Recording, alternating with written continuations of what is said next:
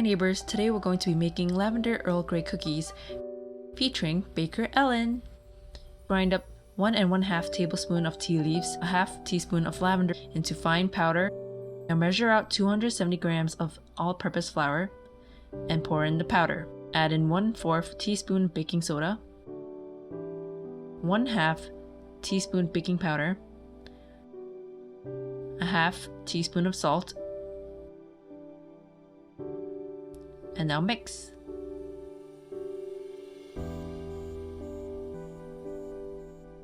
In a separate bowl, measure 250 grams of sugar. Add in 1 cup of room temperature butter that's unsalted. Whisk.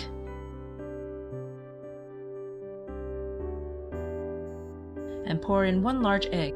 Now add in 1 teaspoon of pure vanilla extract. And whisk again.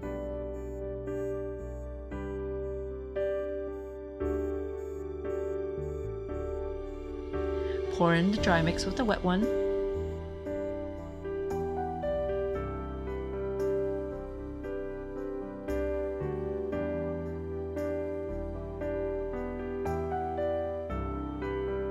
It should turn out like this.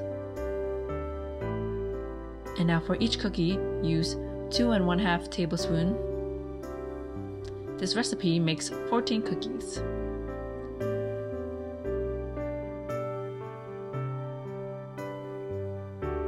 This is optional, but you can add dry lavender on top.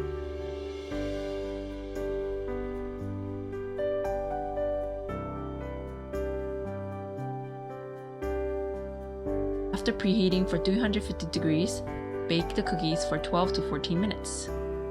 Now you'll end up with a soft and chewy cookie. Enjoy!